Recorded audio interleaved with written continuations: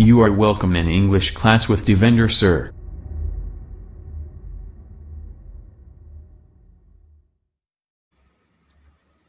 Hello everyone, I am Devender sir, your English teacher present here. Today I will explain the complete lesson uh, Late for School. It is a poem, so I will explain point to point. जिन students ने अभी तक ये काम complete नहीं किया है, अपना होमवर्क कंप्लीट नहीं किया इस एक्सरसाइज का, इस पोएम का, तो वो कंप्लीट कर लें इसको अपना वहीं पे स्टॉप करके वीडियो को, और अपना रिटर्न वर्क जो अपना सामने देख पाएंगे आप, उसको देख के आप अपना कंप्लीट वर्क भी कर सकते हैं। और जिन्होंने कर लिया वो अच्छे से इसको वीडियो को सुने और समझे। तो देखिए students, let us think and answer. आओ सोचें और उत्तर दें। तो फर्स्ट क्वेश्चन जो होता है ये मोस्टली जो स्टूडेंट्स को ही करना होता है, खुद सोच के उसका आंसर देना होता है।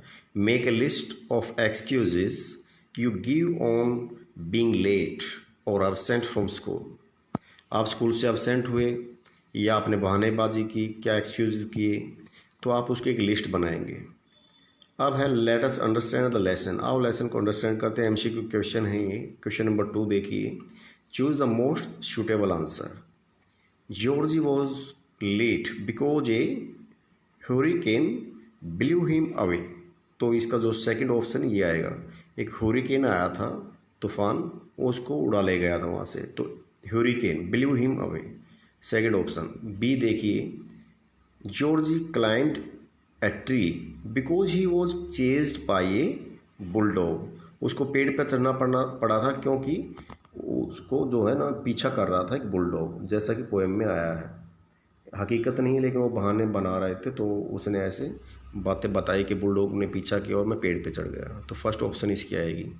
सी देखिए, Georgie was late because a spaceship appeared in the sky. जैसा कि पोएम में आया हुआ है, तो George was late because a, क्यों लेट था? क्योंकि एक स्पेसशिप उसको आसमान में दिखाई दिया था। तो स्पेसशिप जो थर्ड ऑप्शन इसका ये आंसर आएगा। अब है क्वेश्चन नंबर 3। अब इसका आंसर मैं आपको दूं उससे पहले अपना क्वेश्चन नंबर 4 कर लेते, क्योंकि इसी पेज पे है, और रिटर्न क्वेश्चन नंबर 3 के रिटर्न इसके बाद में कर दूंगा, इस पेज के बाद में मैं आपको समझा दूंगा। अभी क्वेश्चन नंबर 4 पे आ जाइए। Right these verbs under the headings given below. ये वर्ड्स आपने लिखने जो बॉक्स में ऊपर दिए हुए हैं, और नीचे जो हेडिंग है चीयरफुल एक्शंस और दूसरा हेडिंग है सैड एक्शंस। एक तो वे एक्शन लिखने जिससे आपको पता लगे कि भाई जिससे हंसी आए, खुश होने वाले शब्द जो आपने चीयरफुल एक्शंस में लिखने हैं। सैड एक्शन जिससे उदासी होती है, परेशानी होती है, वो एक्शन जो आए वो उसमें लिखने हैं। तो लिस्ट आप देख रहे हैं, जो वर्ड्स मैंने लिखे हुए हैं, joke, smile, whistle, laugh, cheer, dance, giggle, तो ये सभी क्या है? मौज मस्ती से, हंसी से संबंधित है, खुशी से संबंधित शब्द हैं। वीप नेक्स्ट है जो लाइन में, weep, moan, groan, mourn, sigh, sob, grieve, ये सभी जो शब्द हैं ये आपके उदासी से संबंधित शब्द हैं। तो अभी क्वेश्चन नंबर 5 देखिए नीचे, री राइट द फॉलोइंग लाइन्स। दोबारा से इन लाइन्स को लिखना है फ्रॉम द पोएम, पोएम से लेकर के, by replacing the underlined words with their antonyms. तो ये पोएम से ली हुई लाइनें हैं, तो इसका जो अंडरलाइन जो वर्ड है, जैसे केम है, केम का एंटोनिम लिखना था। तो आप सभी स्टूडेंट ने फेयर नोटबुक में काम करना है। ये तो मैंने आपको बताया हो, केम की जगह आपने वेंट लगाना है, पूरा सेंटेंस चेंज हो जाएगा आपका। केम की जगह जो अंडरलाइन वर्ड है केम, इसकी जगह आपने वेंट लगा के नया सेंटेंस लिखना और फेयर नोटबुक में करना है। बी देखिए, बी में लेट है, लेट का अर्ली होता है, लेट देर से होता है, अर्ली जल्दी होता है। तो इसकी जगह आपने अर्ली यूज करते हुए आपने अपनी नोटबुक में बी पॉइंट लिखना है, पूरा सेंटेंस कंप्लीटली। खाली ये नहीं लेट की जगह अर्ली लिखना है, पूरा सेंटेंस लिखना है, लेट नहीं लिखना है उसमें, उसमें अर्ली लिख के आपने सेंटेंस लिखना है। तो अभी मैं क्वेश्चन जो बीच में रह गया क्वेश्चन नंबर 3, इसके आंसर दूंगा, उसके बाद आगे चलेंगे नेक्स्ट पेज पे। तो स्टूडेंट्स देखिए question number 3, why did the hurricane blow George. Georgie को जो हूरिकेन है क्यों उड़ा कर ले गया? The hurricane blow Georgie in Russia. Where आएगा यहाँ पे। क्वेश्चन जो शायद था ये कहाँ लेकर गया था, वाई की जगह ना वेयर होगा यहाँ पे, क्योंकि आंसर जो मैंने लिखा हुआ है गलती से वाई लिखा गया तो वेयर आएगा। Where did the hurricane blow Georgie, Georgie को उड़ा करके कहाँ ले गया था ह्यूरिकेन, रसिया में। Why was he late when the bulldog chased him, जब बुलडॉग ने उसका पीछा किया तो वो लेट क्यों था, because the bulldog forced him to climb into a tree where he had to wait till the dog went away. Bulldog ने जब उसका पीछा किया तो उसको पेड़ पर चढ़ना पड़ा, और जब तक वो बुलडॉग नहीं चला गया जब तक उसने वहाँ पे वेट करना पड़ा, इसलिए स्कूल से लेट हो गया था। सी है, why did Georgie hide and from home, Georgie ने क्यों छुपाया और किससे छुपाया। हु वॉज विद हिम, और उसके साथ में कौन था। तो Georgie hid himself into the cage, अपने आप को उसने एक पिंजरे में छिपाया, to escape from the lion, lion से बचने के लिए। A zoo keeper was also with him, उसके साथ में एक जू कीपर भी था, जो लॉयन था उसका जो देख रेख करने वाला जो था, तो उसने और जॉर्जी ने अपने आप को पिंजरे में छिपा कर अपने आप को बचाया, क्योंकि जो लॉयन था वो खुला हुआ था। D, why did the teacher say that it is 7 AM, teacher क्यों कहता है कि अभी 7 बजे हैं, and there is no one else here, और यहाँ भी कोई नहीं है, क्यों कहता है। आंसर देखिए नीचे, answer because it was Saturday, क्योंकि ये शनिवार का दिन था, and Saturday is weekly holiday there, क्यों, और सैटरडे जो वहाँ पे था वो वीकली हॉलीडे जिस प्रकार से हमारे यहाँ संडे को। अब नेक्स्ट पेज पे आ गए, नेक्स्ट में देखिए सी, बी, ए और बी हमने वहाँ पे कर लिया था। तो अपीयर्ड जो है इसका अपोजिट वर्ड है डिसअपीयर्ड, तो डिसअपीयर्ड आपने सेंटेंस में यूज़ करना है, वो सेंटेंस आपने नोटबुक में करना है। नेवर होता कभी नहीं, तो ऑलवेज हमेशा होता है, आपने नेवर की जगह ऑलवेज को यूज़ करना है। क्रॉस होता है दुखी, परेशान, एंग्री, गुस्से में, तो हैप्पी होता है खुशी, खुश है।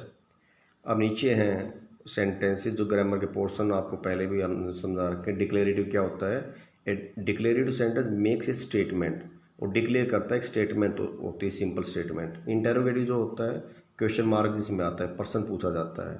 एक्सक्लामेटरी होता है जिसमें विस्मयादि बोधक साइन आता है, एक्सक्लामेटरी साइन आता है सेंटेंस के बाद में, जैसे कि आप यहाँ पे देख रहे हैं। सडन फीलिंग जो उसमें होती है।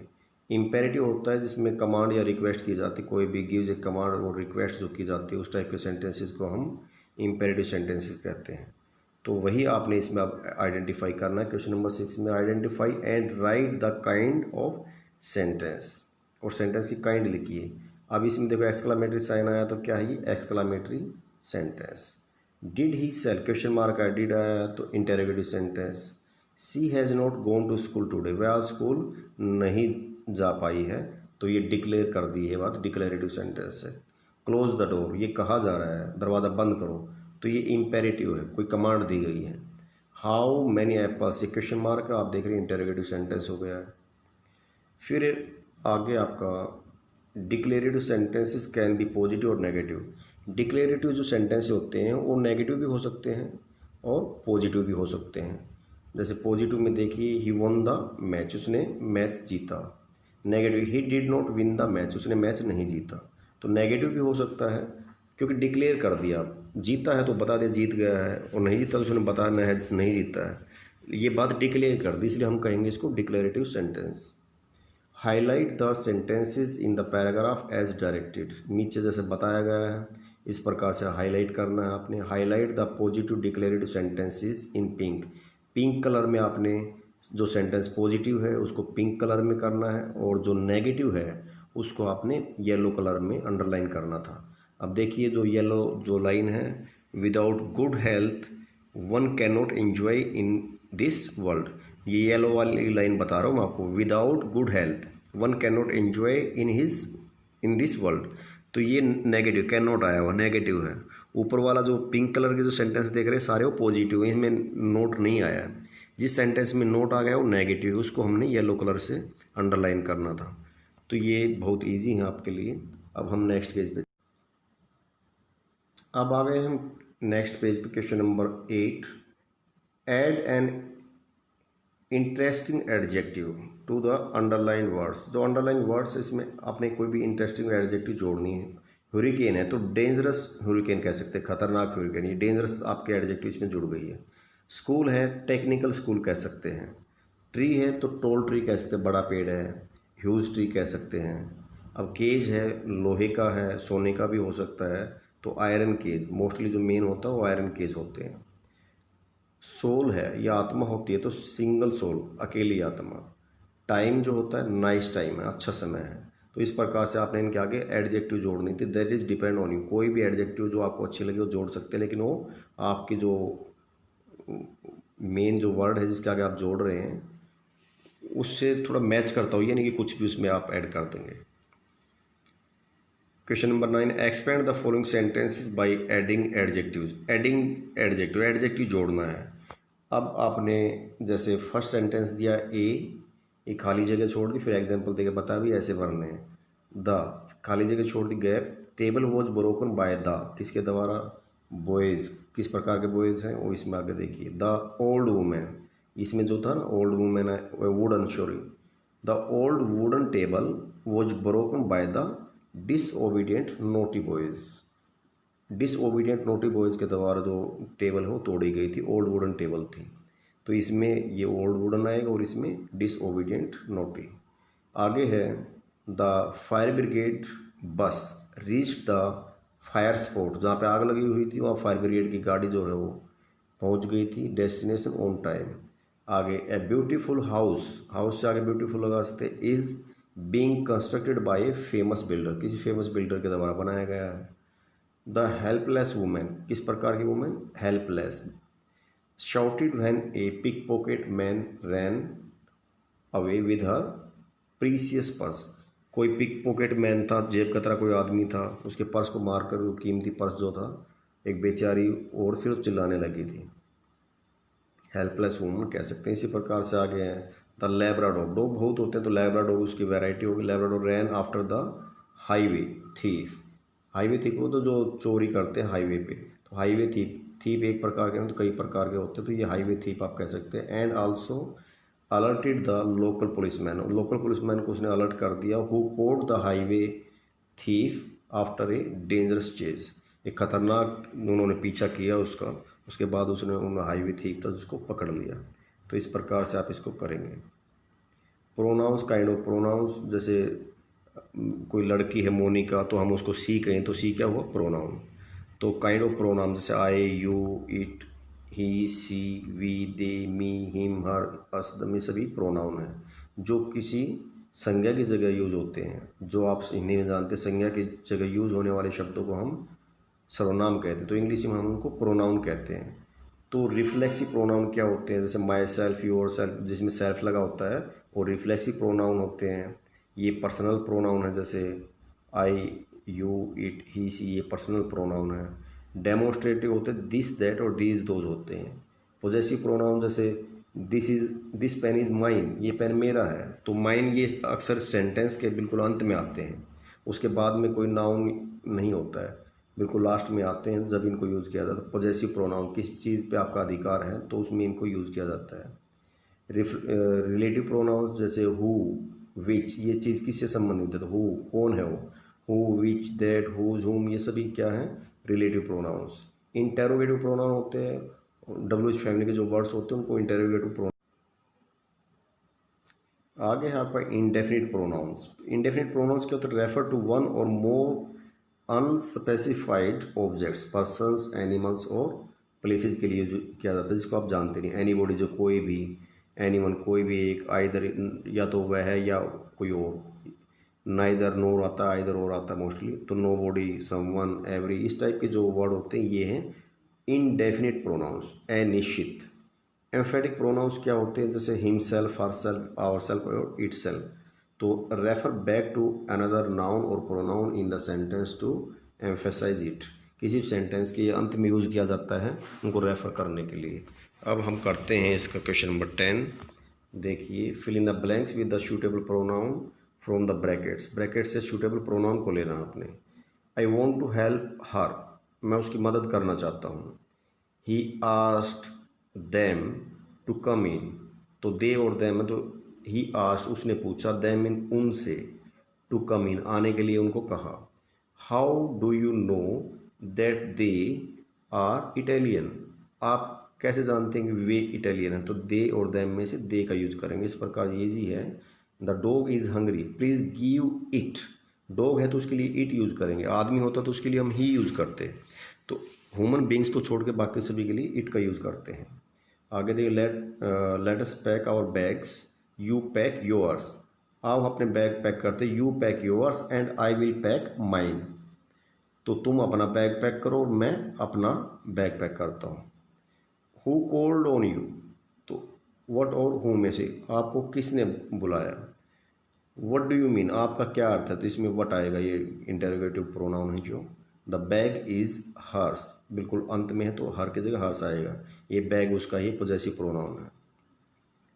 आगे देखिए fill in the blanks with suitable reflexive और रिलेटिव प्रोनाउन भर रही थी। रिफ्लेक्सिव प्रोनाउन और रिलेटिव प्रोनाउन, ये रिलेटिव प्रोनाउन ये रिफ्लेक्सिव है। तो she blamed herself for it, इसके लिए उसने खुद पर ब्लेम लगाया। सी है तो हर सेल्फ आएगा इसके लिए। Sachin who stood first in the race, जो कि रेस में फर्स्ट आया। तो हु ये क्या है, relative pronoun. Is my cousin, वो मेरा कजिन है। We often deceive ourselves, we है तो आवर सेल्फ आएगा इसके साथ, वी के साथ ourselves. The children hit himself. Where is the paper which she gave you in the morning, तो विच हुज इस प्रकार से, he is the candidate whose name you called out, ये हो कैंडिडेट जिसका नाम आपने बोला था। नेक्स्ट है 12 question, fill in the blanks with a suitable demonstrative और इंटरोगेटिव प्रोनाउन भरनी है। डेमोन्स्ट्रेटिव होता है दिस दैट दिस और दोज, तो व्हाट इज दिस, ये डेमोन्स्ट्रेटिव प्रोनाउन है और ये है आपकी इंटरोगेटिव प्रोनाउन, WH वर्ड्स होते हैं। whom are you talking about, आप किसके बारे में बात कर रहे हैं। Where are my car keys, मेरी कार की चाबियाँ कहाँ हैं। Why all are absent, why all are absent, वे सभी अब्सेंट क्यों हैं। वेयर एंड हाउ, कहाँ और कैसे। Did you lose your wallet, आप जो पर्स गुम हो गया, कहाँ और कैसे गुम हुआ। Which is an expensive watch, कौन सी एक्सपेंसिव। देखिए अब हम आ गए लास्ट पेज पे, question number 13, replace the underlined words with suitable pronouns. ये आपने नोटबुक में करना है क्योंकि सेंटेंस लिखने के लिए यहाँ पे कोई जगह नहीं थी तो मैंने यहाँ लिख दिया आपको समझाने के लिए। आप देख के इसको नोटबुक में करेंगे। तो इसका प्रोनाउन लिखना है, साया नेम है ये लड़की का, तो उसके लिए हम प्रोनाउन यूज करेंगे सी। तो द होल फैमिली, पूरा परिवार, तो एवरीवन, पूरा परिवार तो उसके लिए एवरीवन लगाएंगे, तो ये प्रोनाउन यूज करने थे। द टेलर तो उसके ही कह सकते हैं। माया एंड रमन तो ये प्लूरल हो गया तो दैम कहेंगे। मिस्टर केन तो उसके लिए आप ही लगाएंगे। हिज वाइफ के लिए हर लगाएंगे। द हाउस के लिए आप ईट लगाएंगे क्योंकि ह्यूमन बींग्स नहीं है, उसको छोड़कर सारी चीज़ें ईट की कैटेगरी में आती है, तो ये द हाउस ईट की कैटेगरी में आएगा। फादर है वो ही है। रिद्धि एंड सिद्धि तो इसके लिए प्लूरल है तो दैम लगाएंगे। रवि एंड क्रिस तो इसके लिए हम प्लूरल प्रोनाउन जो यूज़ करेंगे दे यूज करें। दे प्लेड विद द पप्पी। आगे है लेट अस राइट, आओ लिखते हैं। ये लिखने का काम स्टूडेंट्स का होता है, ये ध्यान रखना, आपने लिखने का काम करना है। ये क्वेश्चन आप फाइंड आउट कर सकते हैं नेट से, नेट पे आपको मिल जाएगा। तो make a list of everyday jobs that you can do to help the elderly people in and around your house. आपके घर में, आपके घर के आसपास में जो एल्डरली पीपल उनकी मदद आप किस प्रकार से कर सकते हैं और क्या प्रकार के आपने वो जॉब करनी चाहिए, काम करना चाहिए उनके लिए। तो ये आप नेट से फाइंड आउट करके जो भी आपको मिले उसको आपका ना राइटिंग वर्क करना है रिटन नोटबुक में। Thank you very much. आपको ये वीडियो अच्छी लगी होगी क्योंकि कम्प्लीटली मैंने आपको समझा भी दिया है और आप जिस बच्चे ने रिटन वर्क नहीं करके देख के कर भी सकता है। और जब कभी भी आपने मान ली कोई चीज़ समझ में ना आए तो वीडियो को दोबारा देख के सुन के आप समझ सकते हैं। Thank you very much.